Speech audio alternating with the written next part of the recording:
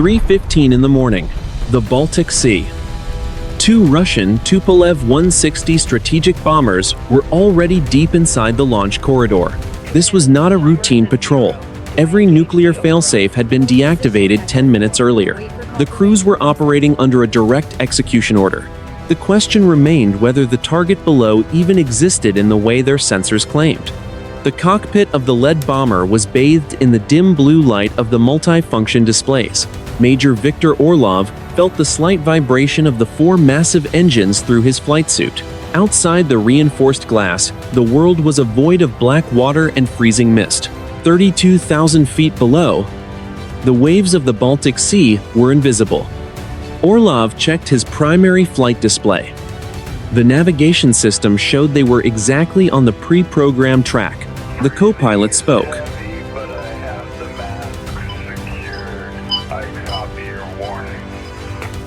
We are 3 minutes from the launch point. Orlov adjusted his oxygen mask. The weapons officer responded from the rear station. All 12 Kh-101 cruise missiles are active. The targeting coordinates are locked. The thermal batteries are at full capacity. Understood, Orlov said. Maintain radio silence until the release is confirmed. This mission was the result of 3 days of escalating tensions. Diplomatic channels had gone dark 48 hours ago.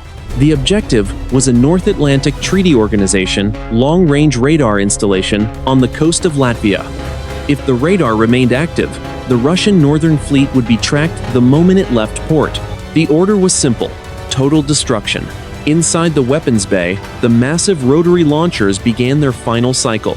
The heavy metal groaned as it turned. Each missile carried a high-explosive warhead designed to vaporize concrete and steel. Orlov watched the countdown timer on his screen. 2 minutes. The mission felt different from the hundreds of simulations he had flown. There was no instructor to reset the clock. There was no safety net. The air inside the cockpit felt thick. It smelled of ozone and recycled air. In the distance, the Latvian coastline was a thin line on the radar scope. The base at Liepāja was silent. There were no electronic emissions suggesting they knew the bombers were there. It was a perfect tactical opening. Or it was a trap. The weapons officer spoke again. 1 minute to release. Doors are cycling now. The aircraft shuddered as the massive belly doors opened into the slipstream. The drag increased. Orlov compensated with a slight adjustment to the throttles. He kept his eyes on the horizon.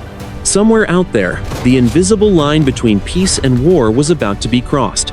The countdown reached 0. A series of heavy thuds echoed through the airframe. One by one, the missiles dropped into the cold night air. Their small turbofan engines ignited seconds later. They dropped to an altitude of 50 meters to skim the waves. Orlov banked the heavy bomber into a sharp turn to the north. Missiles away. Confirming track. The weapons officer monitored the digital signatures. 12 missiles are in flight. They are following the terrain. Time to impact is 4 minutes. The morning was still quiet. It would not stay that way. 3:30 in the morning. The Russian National Defense Management Center in Moscow. The room was a cavern of dark glass and glowing blue maps. Officers in crisp uniforms sat at tiered workstations. They watched the digital ghosts of the 12 cruise missiles as they moved across a wall-sized display. General Anatoly Volkov stood at the center of the room. His hands were clasped behind his back. He did not look at the maps. He looked at the satellite technician. "Report status," Volkov said. His voice was a low growl. The technician tapped a sequence on a glass keyboard. The Kh-101 missiles have crossed the Latvian coastline. They are 10 seconds from the target coordinates. Satellite imagery is live. We have a clear infrared window. On the main screen, a grainy thermal image appeared. It showed the Liepāja radar site. The facility looked like a cluster of white geometric shapes against the cold gray of the Baltic coast. There were no lights. There was no movement. To the Russian sensors, the base looked completely unaware of the 12 tons of high explosives screaming toward it, at 500 miles per hour. Volkov narrowed his eyes. No electronic activity. No defensive launches. Are the Americans sleeping? The intelligence officer next to him shook his head. The Alliance is never asleep, General. This is unusual. Our signals intelligence shows zero radio traffic from the site. 5 seconds, the technician announced. 4, 3, 2, 1. The thermal image bloomed with a blinding white light. A fraction of a second later, a second explosion followed, then a third. The screen flickered as the satellite software adjusted for the sudden surge in heat. When the image stabilized, the white shapes of the radar towers were gone. In their place were jagged craters and spreading black plumes of smoke. Direct hits on all 12 points, the technician said. The primary radar array is destroyed. The secondary power plant is gone. The target is neutralized. A thin ripple of relief moved through the command center. For the first time in 72 hours, the tension seemed to break. They had fired. They had hit. The first blow of the conflict had landed without a single Russian casualty. 500 miles to the west, Major Orlov leveled the wings of his bomber. He watched the confirmation light on his console flash green. Orlov keyed his radio. Center. This is Bear 1. We have confirmed terminal telemetry. The target is dark. We are commencing our exit maneuver. The response from Moscow was immediate. Copy, Bear 1. Your mission is a success. Return to base via the northern corridor. Maintain maximum speed. Orlov felt the weight leave his chest. He looked at his co-pilot. The man was staring out at the stars. They had done it. They had started a war, perhaps, but they had survived the first engagement. But inside the Latvian radar base at that exact moment, the atmosphere was entirely different. There were no fires. There was no smoke. Colonel Marcus Vance, the base commander, stood in the center of the reinforced concrete bunker. He was holding a cup of lukewarm coffee. The room was silent, save for the hum of the cooling fans. On his primary display, the Baltic Sea was calm. The radar sweeps were clean. There were no incoming missiles. There were no Russian bombers on his screen. A young lieutenant looked up from a terminal. His face was pale. Sir, we just received a wideband emergency broadcast from Moscow. Vance took a sip of his coffee. What is the message? Sir, the lieutenant said, the Russians are claiming they just destroyed this base. They are broadcasting satellite footage of our facility in ruins. Vance looked around the room. The lights were on, the radar was spinning, the walls were intact. That is impossible. We haven't even seen a bird in the sky. There is more, sir, the lieutenant added. Moscow is announcing a state of total war based on this successful strike. Vance dropped his coffee cup. The ceramic shattered on the floor. The morning was silent, but the world was already burning. 3:45 in the morning, Lask Air Base, Poland. 2 F-35 Lightning II fighters were already screaming down the runway. This was not a standard scramble. The pilots had been ordered to engage any hostile contact with lethal force the moment they crossed the tactical threshold. The question was no longer if the war had started. The question was how it had started without the Alliance seeing a single missile launch. Major Sarah Reed felt the massive push of the afterburner against her spine. She pulled the control stick back and felt the airframe bite into the cold Polish sky. Her helmet-mounted display glowed with a green-tinted tactical overlay. To her left, her wingman was nothing more than a dark silhouette against the stars. Her radio crackled with the voice of the Airborne Warning and Control System controller, Guardian 1. This is magic. You have 2 heavy contacts. Bearing 040, range 60 nautical miles. Altitude 32,000 feet. They are designated hostile. Reed adjusted her radar settings. Magic. Guardian 1. I have the contacts. They are heading north by northeast. We are intercepting. The controller's voice sounded tighter than usual. Guardian, be advised. Moscow has declared a successful strike on the Liepāja facility. Our ground assets confirm the facility is completely undamaged. You are cleared to intercept and identify. Use extreme caution. Rules of engagement are Level 4. Confirming, Reed said. The base is still there. Affirmative, Guardian. We are looking at a live feed of an empty sky. But the Russian state media is broadcasting images of a massacre. Reed looked at her sensors. The 2 Russian bombers were there. They were solid. They were moving back, toward their own border at high subsonic speeds. If they had fired missiles, there should have been heat signatures. There should have been radar tracks. But there was nothing. 800 miles away in Brussels, the NATO Situation Room was in a state of controlled panic. General Luc Lemaire stood before a wall of monitors that told 2 different stories. On the left monitor, a Russian state media feed showed a looping video of the Liepāja radar base exploding into white-hot fire. On the right monitor, a grainy security camera from the actual base showed a quiet parking lot and a single guard tower standing under a clear moon. Lemaire turned to his senior analyst. "Explain this to me. Are the Russians faking the footage?" The analyst shook her head. "Sir, we are intercepting their internal military data. Their own satellites are reporting massive thermal spikes and seismic activity at that coordinate. Their systems are telling them the base is a crater."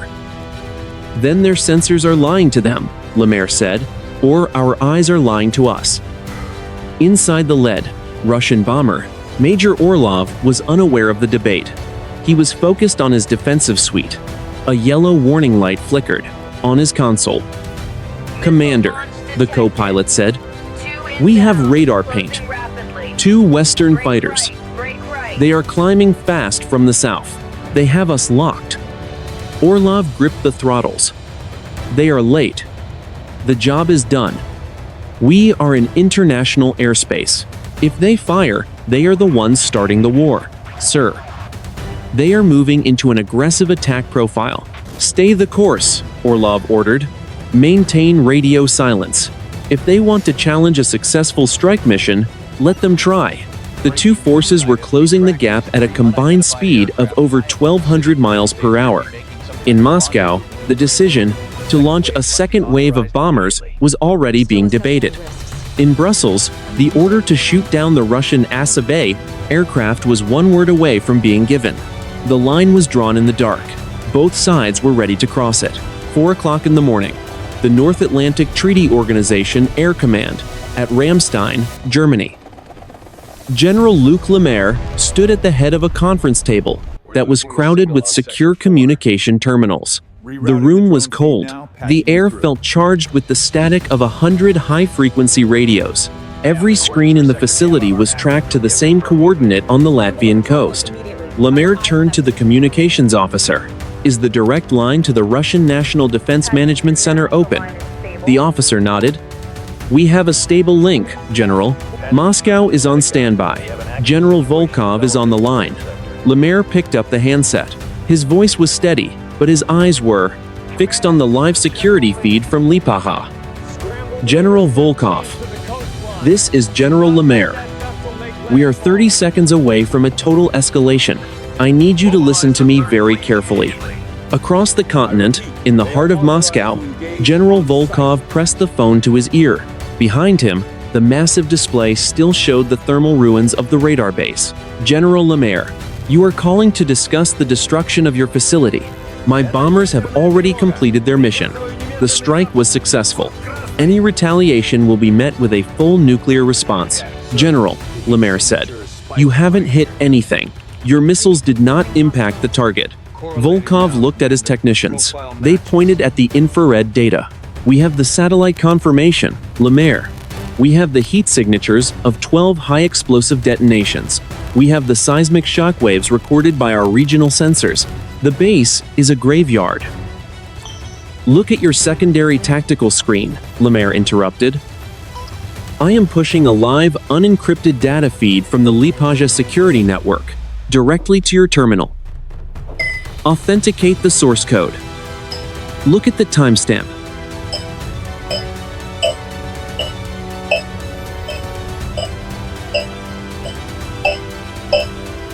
A small window opened on his primary console. It was a video feed. It showed a wide, paved area under a pale moon. In the center of the frame, the massive radar dish was rotating slowly. There were no flames. There were no craters. A lone security vehicle drove slowly across the parking lot, its headlights cutting through the darkness. The room in Moscow went silent. Volkov felt a chill that had nothing to do with the air conditioning.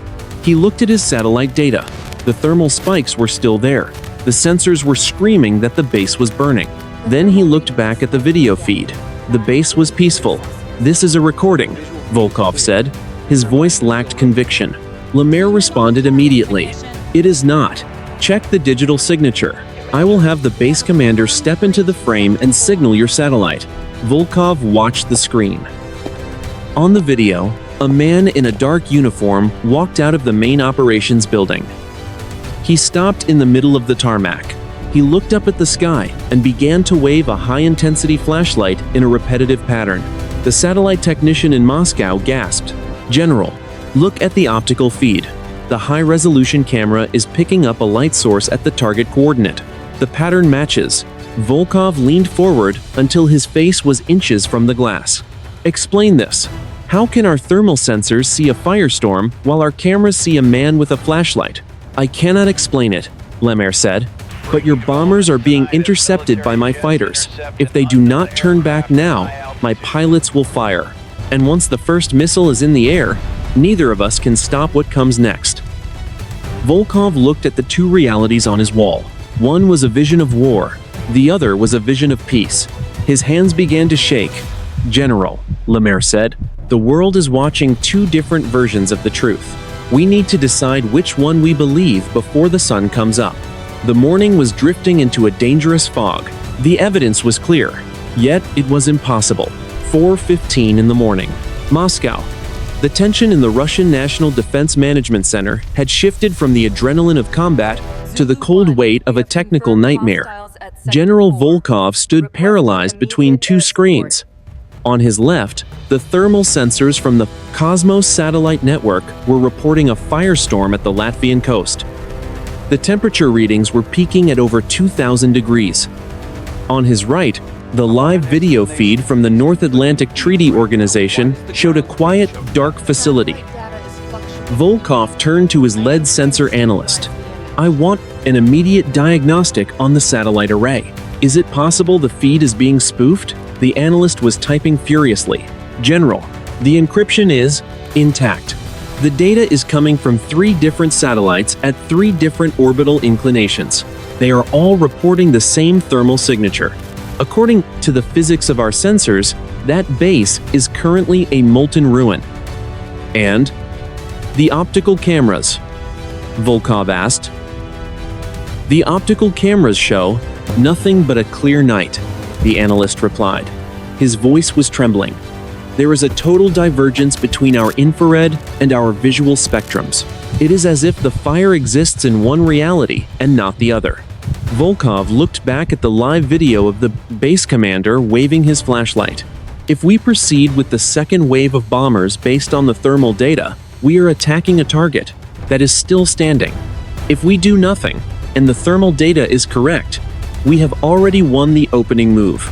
We cannot be both right and wrong at the same time." 4:20 in the morning. The Baltic Sea. Major Orlov felt the sweat cooling inside his flight suit. His bomber was flying at Mach 0.9, pushing the airframe to its structural limits. The electronic warfare suite was screaming in his ears. The 2 North Atlantic Treaty Organization fighters were now only 20 miles behind him. They were closing the gap. At over 1,500 miles per hour, the co-pilot checked the rear-facing radar. "Commander, the F-35s have transitioned to an active targeting track. They are inside the launch envelope for their air-to-air missiles. We are defensive. Why is Moscow silent?" Orlov keyed the internal intercom. "I do not know. We have confirmed the strike. We should have cover from our own interceptors by now. Command is not responding to our status updates. Sir, if they fire, we have no chance at this altitude. We are a massive target. Hold your course," Orlov said. "If we maneuver, we confirm we are hostile. If we stay straight, we are a returning patrol. Let them make the first move." 4:25 in the morning. The North Atlantic Treaty Organization Air Command. General Lemaire watched the tactical icons of the two Russian bombers, his two F-35 interceptors. They were nearly overlapping on the screen. The distance was closing to 15 miles.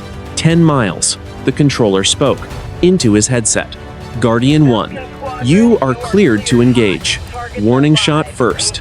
If the targets do not deviate, you are cleared for DEST. A lethal solution. Inside the lead F-35, Major Sarah Reed placed her thumb on the weapon release button. Copy. Magic. Preparing for a high deflection warning shot. Fox. 2 in 5 seconds. She watched her digital display. The Russian bomber filled the green circle of her targeting. Reticle. She was ready to pull the trigger. But then, her screen began to strobe. The solid green lines turned to a jagged yellow. Missed. Magic. Guardian 1.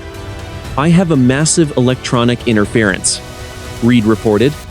My radar lock is fluctuating. It looks like wide-spectrum jamming. But it is not coming from the bombers. The controller responded. Guardian, we see it too. We have a third signature on the scope. It is dead center between you and the Russians. Lemaire leaned into the main screen in the command center. A massive, circular pulse was radiating outward from the center of the Baltic Sea. It was not a ship. It was not an aircraft. On the radar, it looked like a hole in the sky. What is that? Lemaire whispered. The morning was no longer a matter of two sides. A third player had entered the board. 4:30 in the morning. The Baltic Sea. The tactical map in the North Atlantic Treaty Organization Command Center was no longer a tool of war. It was a digital ghost. A massive circular interference pattern was blooming across the entire theater. It was centered 10 miles ahead of the Russian bombers. The F-35 fighters were losing their data links. The satellite feeds were flickering like a dying candle. General Lemaire stood at the console. Guardian 1. State your status.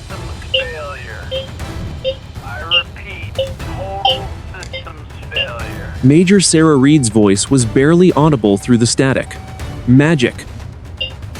The flight controls are resisting. I am seeing a massive visual distortion ahead. It looks like a lens in the sky. Inside the lead Russian bomber, Major Orlov was fighting the control column. The heavy aircraft was vibrating with a frequency he had never felt in 20 years of flying. Orlov shouted over the intercom. Status. Now. The co-pilot was pale. The engines are surging. The fuel flow is fluctuating between 0 and maximum. I have total electrical failure. On the secondary bus, we are losing altitude. Engage manual override, Orlov ordered. Fight the airframe. I am trying. The stick is frozen. 4:31 in the morning. The distance between the American fighters and the Russian bombers had closed to 5 miles. Under normal conditions, this was a lethal distance, but no weapons could be fired. Major Reed looked through her canopy. The black sky of the Baltic was beginning to warp. The stars were bending around an invisible point in space. It looked like a ripple on a dark pond. Reed keyed her radio. Guardian 2, do you see the anomaly? Her wingman responded instantly. Confirm. It is a physical distortion. It is growing. My master caution light is on. Everything is failing. 4:32 in the morning. In the Russian National Defense Management Center, General Volkov watched his main screen go black. The thermal signatures of the destroyed base vanished. The live video from the base vanished. Every piece of electronic data on the planet seemed to stop at the border of the Baltic Sea. Volkov turned to his staff. I have no contact with the bombers. I have no contact with the satellites. We are blind. One analyst looked up from a terminal that was still functioning. General, look at the atmospheric sensors. There is a massive pressure drop in the center of the sea. It is a vacuum. A perfect circle of zero pressure is expanding at 300 miles per hour. 4:33 in the morning.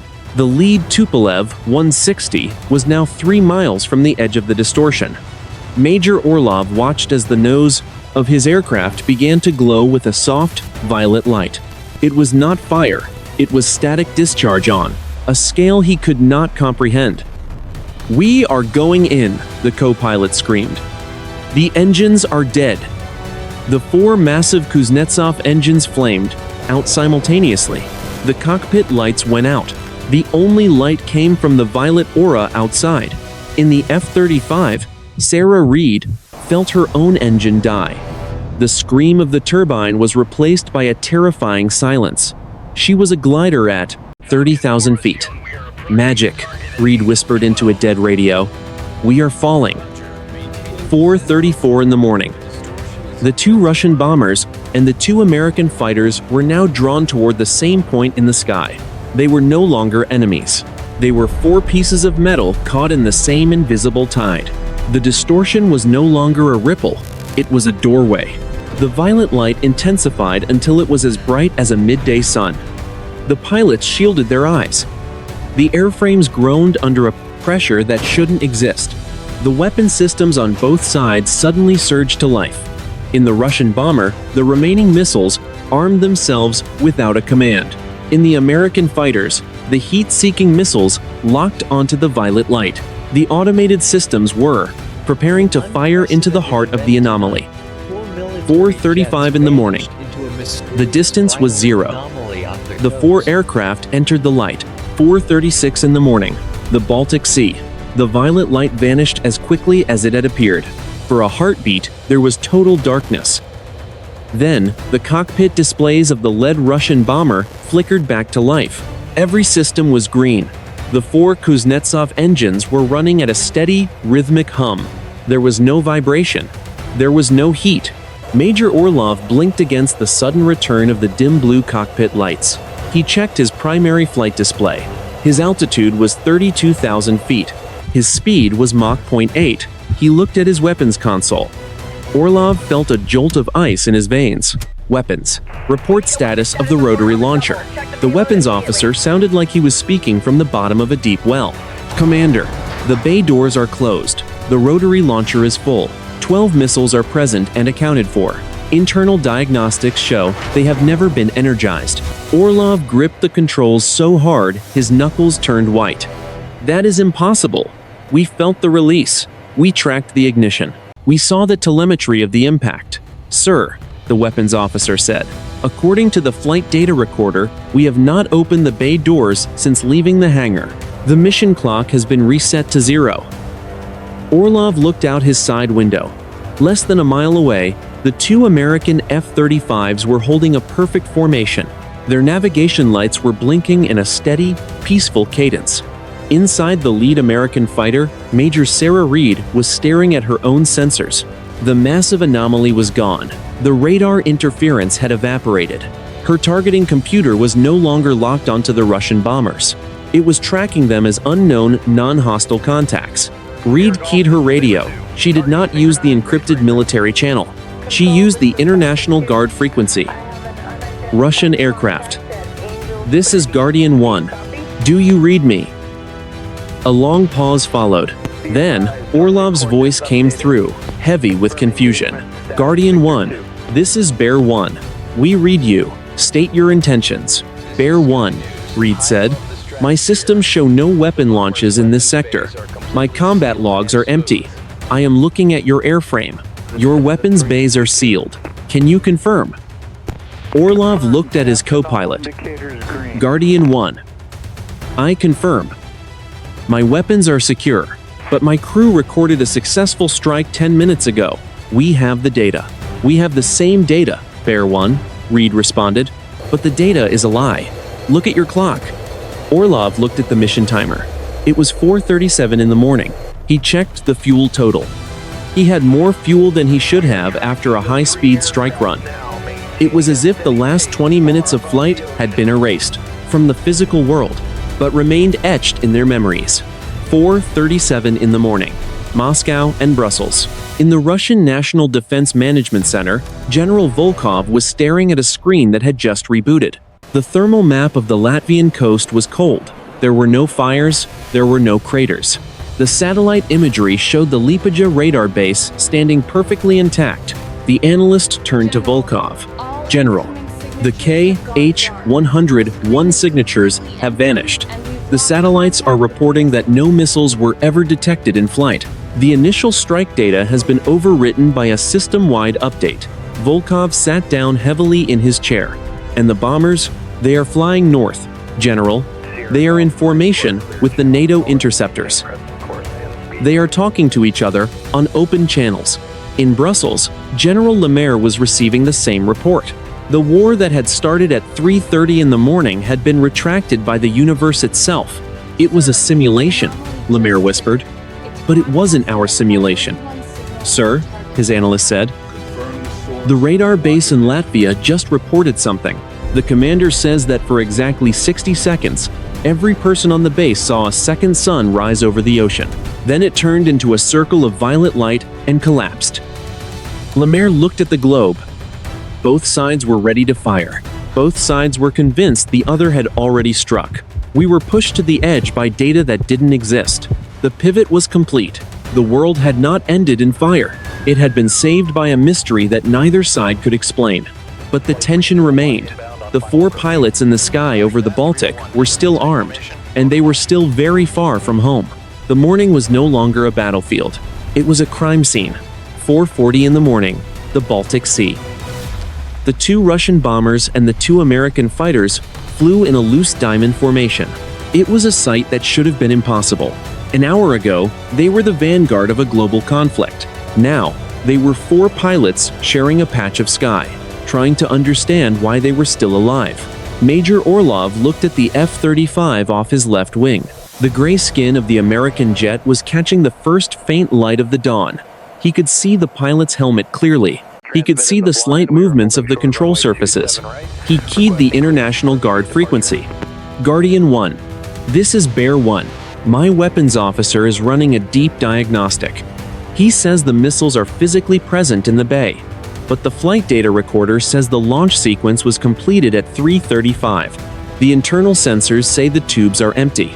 Major Sarah Reed checked her own mission logs. Her voice was steady, but Orlov could hear the exhaustion. Bear 1.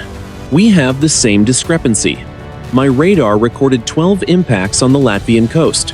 My targeting computer confirmed 12 kills. But my visual recording shows an empty sky. There is no debris. There is no smoke. There is only a ghost in the software. It was not just the software, Orlov said. We felt the release. The aircraft jumped when the weight left the racks. The physical sensation was real. I know, Reed responded. My engine flamed out. I felt the stall. I felt the drop. Now, my computer says the engine never stopped. It says I have been at a steady cruise for the last 60 minutes. We are looking at 2 different histories, Major. 4:45 in the morning. Moscow. General Volkov was looking at the reconstructed sensor data on the main screen. The analysts had found the anomaly. It was hidden in the sublayers of the satellite telemetry. The missiles that had supposedly hit the base were not physical objects. The lead analyst pointed at a spectral graph. General, look at the energy signature. These were not KH-101 cruise missiles. They were shells of coherent light and radio frequency energy. They had no mass, they had no solid core, but they were projected with the exact electronic and thermal thumbprint of our weapons. Volkov leaned in. How is that possible? You are saying someone projected a holographic war. It is more complex than a hologram, sir, the analyst said. The projection bypassed our satellites. It was injected directly into the data stream. It made the sensors see what it wanted them to see. And it did the same to the North Atlantic Treaty Organization. It convinced their radar that a strike was happening, while convincing our bombers that they were the ones doing it. Volkov felt a cold sweat. And the violet light. The blackout. A localized distortion of the atmosphere, the analyst replied. It was a massive electromagnetic pulse, but it was surgical. It hit only the 4 aircraft and the radar base. It was a physical reset. It was as if someone reached into the world and deleted the last 10 minutes of the engagement. 4:50 in the morning. Brussels. General Lemaire received a final report from the ground commander in Latvia. The second sun that had risen over the ocean had left behind a unique radiation signature. It was not nuclear. It was not any isotope known to human science. It was a clean, high-frequency resonance that was already fading. Lemaire picked up the secure line to Moscow. The direct link was crystal clear. General Volkov, I believe we have both been played. We were minutes away from a nuclear exchange based on a digital hallucination, not a human one. Something outside of our command structure was pulling the strings. Volkov's voice was heavy with the weight of the realization. I agree, General Lemaire.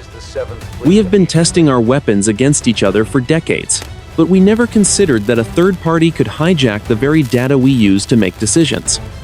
If we cannot trust our sensors, we cannot fight a modern war. The order is given, Lemaire said. My fighters are breaking off. They will escort your bombers to the edge of the international corridor. We are standing down to alert level 3. Confirmed, Volkov said. Bear 1 and 2 are returning to base. We are closing the book on this night. The immediate threat was over, but as the sun began to rise over the Baltic, the 4 pilots looked at the empty sky where the violet light had been. The war had been stopped, but the realization that they were no longer the most advanced force in the sky was a new kind of terror. The morning was quiet. The true mystery was just beginning. 4:55 in the morning, high over the Baltic Sea. The dawn was no longer a threat. It was a witness. The first rays of the sun caught the white wings of the Russian bombers and the dark, angular frames of the American fighters. For the first time in an hour, the pilots could see each other without the aid of sensors. They were 4 men in 4 machines, suspended in a moment of history that shouldn't have happened. Major Sarah Reed adjusted the trim on her F-35. She felt a strange sense of loss as she watched the Russian aircraft bank away. Bear 1. This is Guardian 1. We are reaching the limit of our patrol sector. We are breaking off for return to base. Safe flight, Major. There was a long pause on the radio. The static was gone. The voice of Major Orlov came through with a clarity that felt intimate. Guardian 1. This is Bear 1. We are also turning for home. I will tell my crew to remember this morning, not for the strike we thought we made, but for the fact that we are still here to talk about it. Copy that, Bear 1, Reed said. Maybe next time, the truth will be easier to find. I hope there is no next time, Orlov replied. The 2 pairs of aircraft separated. The Russian bombers turned east toward the rising sun. The American fighters turned west toward the receding shadow of the night. On any other day, this would have been a standard intercept. Today, it felt like a funeral for the world they thought they understood. 5 o'clock in the morning, the North Atlantic Treaty Organization Situation Room. General Lemaire was watching the secondary radar screen. The massive circular interference pattern was almost gone. But in its place, something else had appeared. It was a single, tiny point of light on the edge of the atmosphere. It was moving at a speed that defied every law of aerodynamics. Track that contact, Lemaire ordered. Is that a satellite? The technician shook his head. Negative, General. It is at 120,000 feet. It is holding a stationary hover. No satellite can do that, and no aircraft can survive at that altitude without a rocket motor. What is the signature? Lemaire asked. It is silent, sir. No heat, no radio emissions. It is just there. It is watching the intercept point. As Lemaire watched, the point of light blinked once. On the screen, the signature did not fade or move away. It simply ceased to exist. One moment, it was a solid contact. The next, the radar return was empty. The third actor had finished its observation. 5:10 in the morning, Moscow. General Volkov stood in front of the glass doors of the command center. He watched the sun climbing over the rooftops of the city. The reports were coming in from across the Russian military network. The ghost strike had not just happened in Latvia. Similar anomalies had been reported in the North Sea and the Mediterranean at the exact same time. In every case, the story was the same. Sensors reported a massive escalation. Weapons were readied. Then, a violet light appeared, and the world was reset. Volkov turned to his senior advisor. They weren't trying to start a war. They were showing us that they can stop one, or that they own the data we use to start them. The advisor looked at the empty main screen. Who are they, General? I do not know, Volkov said, but they are not American, and they are not Russian. We have spent 50 years building the most advanced sensors in human history, and in one night, someone showed us that our eyes are nothing more than toys. The Russian bombers were now crossing back into sovereign airspace. The mission was over. The crisis was resolved. But the silence in the command center was heavy. The military leaders of the world had realized the same terrifying truth. They were no longer the masters of their own battlefields. The morning was bright and clear. The sky was empty, but no one felt safe. 5:15 in the morning. Engels Air Base, Russia. The massive wheels of the lead Tupolev 160 touched the runway, with a puff of white smoke. Major Orlov deployed the drag chutes. The three white silk canopies blossomed behind the aircraft, pulling it to a slow and heavy halt. The sun was fully above the horizon now, casting long shadows across the concrete. Orlov shut down the four engines. The silence that followed was deafening. He sat in the cockpit for a long minute. His hands were still resting on the controls. He looked at his co-pilot. Neither man spoke. They had flown a mission that ended before it began. They had felt the weight of history on their shoulders, only to have it lifted by an invisible hand. Outside, a team of technicians approached the aircraft. They were carrying ladders and diagnostic tablets. The base commander was waiting on the tarmac. His face was a mask of professional concern and deep confusion. The ground crew chief climbed the ladder and peered into the cockpit. Commander, we have the initial download from the mission computer. It says you never left the patrol orbit, but the fuel sensors say you burned 10 tons more than the flight plan allowed. The engines show wear consistent with maximum afterburner. Orlov unbuckled his harness. His movements were slow. Check the weapons bay, Sergeant. We already did, sir. The seals are intact. The missiles are cold. The electronics show no sign of activation, but the bay doors show stress fractures. It is as if they were opened at high speed against a massive internal pressure. Orlov climbed down the ladder. He stood on the concrete and looked up at the belly of his plane. The metal was cool to the touch. The data says one thing, the machine says another. We are going to be in debriefing for a long time. 5:25 in the morning. Lask Air Base, Poland. Major Sarah Reed taxied her F-35 into the hardened hangar. The ground crew swarmed the jet. They were looking for signs of the engagement they had tracked on their long-range radar. They found nothing. There was no soot from the cannons. There were no missing missiles.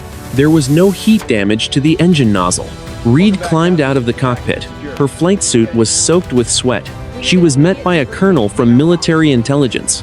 Major, the colonel said, your wingman says you had a total engine failure at 30,000 feet. He says you were falling. I was, Reed replied. The aircraft was a brick. I was preparing to eject. I had my hand on the handle. The colonel held up a digital tablet. The telemetry from your engine control unit says otherwise. It recorded a perfect operating temperature and steady thrust for the entire duration of the flight. There is not a single error code in the system. The computer says you never even encountered a minor glitch. Reed pulled off her helmet. She looked at the colonel. Then, the system is lying. I was there. I felt the vibration. I heard the silence. My heart rate monitor probably shows I was at 180 beats per minute. Check that. We did, the colonel said quietly. Your biosensors recorded a steady resting heart rate of 65 for the entire flight, even during the transition through the violet light. Reed felt a chill that had nothing to do with the morning air. It wasn't a glitch, it was a choice. Someone or something decided that the war was over. They didn't just stop the missiles. They rewrote the physical experience of everyone in that sky. 5:30 in the morning. Across the continent, the frantic energy of the night was being replaced by a heavy, professional stillness. The alert levels were being lowered, the reserve units were being sent home. But in the corridors of power, the atmosphere was darker than it had been during the crisis. The military commanders had realized that their weapons were no longer under their total control. The data they relied on could be rewritten in real time. The reality of the battlefield was now a variable, not a constant. The two greatest military powers on Earth had been sidelined by a force that did not use bullets or bombs. Major Orlov walked toward the debriefing room at Engels. He looked back at his bomber one last time. It was a beautiful, lethal machine, but today it felt like a relic. The crisis had fully resolved. There was no celebration. There was only the sound of professional soldiers trying to make sense of a world where their senses no longer mattered. 8 hours later, the Latvian coast. The sun was high over the Baltic Sea, turning the water into a sheet of brilliant silver. On the ground at the Liepāja radar base, the atmosphere was clinical and quiet. There were no sirens, there was no smoke. Instead, teams of specialized forensic technicians in white radiation suits moved slowly across the grass and tarmac. They carried sensitive ground-penetrating radar and thermal scanners. Colonel Marcus Vance stood on the edge of the perimeter fence. He watched a technician calibrate a handheld sensor. Any changes in the last hour? The technician shook his head behind his clear visor. Nothing, sir. The soil temperature is exactly 52 degrees Fahrenheit. That is the seasonal average. There is no residual heat. There is no ionization of the air. According to every physical test we can run, nothing happened here last night. Vance looked at the massive radar dish behind him and the visual recordings from the security towers. We have reviewed every frame, Colonel, the technician said. At 3:35 in the morning, the cameras recorded a brief flicker. It lasted less than 1 millisecond. It looked like a frame drop in the digital video, but the radar array never stopped spinning. The power draw from the grid never fluctuated. Vance rubbed his eyes. He remembered the feeling of the floor vibrating.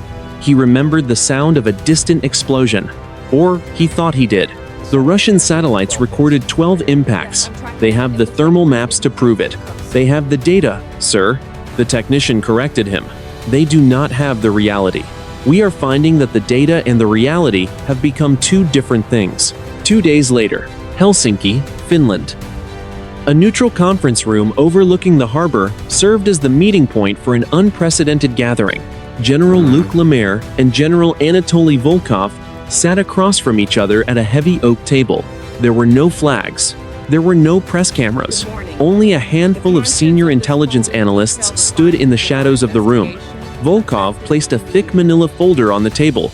Our scientists have finished their initial sweep of the Bear 1 flight recorder. They found a secondary data layer hidden beneath the primary mission log. It was encrypted with a logic we cannot break. Lemaire opened a similar folder. We found the same thing in the F-35 telemetry. It is a ghost signal. It was broadcasting a fake reality to the pilots while recording a peaceful flight for the maintenance computers. It managed to fool the human brain and the digital sensor at the same time. It was a demonstration, Volkov said. His voice was tired. Someone wanted to show us that our entire structure of command and control is a house of cards. They bypassed our encryption as if it did not exist. They controlled the narrative of a war for 60 minutes. Lemaire leaned forward. We have analyzed the radiation signature of the violet light. It does not match any known propulsion system. It was a concentrated burst of neutrinos and high-frequency gravitational waves. It was a physical reset of the local space-time. They didn't just jam our radios, General. They paused the world. And the missiles? Volkov asked. Where did they go? They never existed, Lemaire said. The launch was a hallucination induced by a signal injection into your bomber's fire control system. Your crew felt the thud of the release because the flight computer simulated the weight shift by adjusting the trim and the artificial feel of the stick. The pilots were flying a simulation inside a real aircraft. Volkov looked out the window at the peaceful harbor. We have spent trillions of rubles on a military that can be switched off by a light in the sky. My government is in a state of shock. They want to know who is responsible. We all want to know, Lemaire replied. But the answer is not in our intelligence files. We are looking at a technology that is centuries ahead of our own. This wasn't an act of war, it was an act of management. The two generals, who had spent their lives preparing to fight each other, now shared a terrifying common ground. The realization was sinking in. The most advanced weapons on the planet were nothing more than props in a play they no longer directed. The political fallout was just beginning. In Moscow and Washington, the high-level briefings were shifting from tactical defense to planetary security. The borders on the map felt less important than the void above them. The morning was cold. The strategic assessment was even colder. 72 hours had passed since the violet light. The high-security conference room in Brussels was silent. The final report sat on the desk of General Luc Lemaire. It was bound in a plain gray folder. There were no markings on the cover. Inside, the conclusion was written in a single paragraph of dry and clinical prose. The incident over the Baltic Sea was not a technical failure. It was not a psychological operation by a foreign power. It was a forced intervention. Lemaire looked out the window. The city below was moving with its usual mechanical energy. People were driving to work. They were buying coffee. They did not know that the world had almost ended 3 days ago. They did not know that the end had been stopped by a force that did not belong to any nation. The technical analysis was terrifying. The data injection into the Russian bombers and the American fighters had been perfect. It was a total bypass of every firewall and encryption layer in existence. The force that had intervened did not break the codes. It ignored them. It had the power to make the sensors see a war. It had the power to make the pilots feel the fire. And then, it had the power to make it all go away. General Lemaire turned as his aide entered the room. Is the secure link to Moscow still active? The aide responded. Yes, General. General Volkov is waiting for the coordination on the new monitoring protocol. Lemaire spoke. Tell him I will be there in 5 minutes. Tell the archives that the Baltic event is to be classified under the designation Blue Horizon. It is never to be discussed on an open network. 2,000 miles away, at a small cottage outside of Moscow, Major Viktor Orlov sat on a wooden bench. He was dressed in civilian clothes. He was watching the wind move through the birch trees. He held a cup of strong black tea in his hands. His co-pilot sat next to him. Do you think they will ever tell us what it was, Victor? Orlov took a slow sip of his tea. No, they cannot tell us because they do not know. Our generals are used to being the strongest men in the room. Now they are like children watching a thunderstorm. They are afraid of the light. The co-pilot whispered. I still feel it. The way the stick felt when the missiles dropped. The weight of the aircraft changing. It was real, Victor. I know it was real. It was as real as they wanted it to be, Orlov said. And then, it was not. We are no longer the ones who decide. In Poland, Major Sarah Reed was walking across the flight line toward her F-35 fighter. She stopped and looked up at the deep blue of the afternoon sky. It looked empty. It looked peaceful. But she knew that somewhere up there, at the edge of the atmosphere, something was holding a stationary hover. Something was watching the radar tracks. Something was waiting for the next time the humans reached for the trigger. The strategic assessment was clear. Modern warfare had entered a second phase. It was no longer about who had the faster missile or the stealthier jet. It was about who controlled the data that defined reality. And for now, that control did not belong to Washington. It did not belong to Moscow. No missiles had flown. No ships were lost. But history had shifted in a way that could never be reversed. The era of human military dominance had ended in a flash of violet light.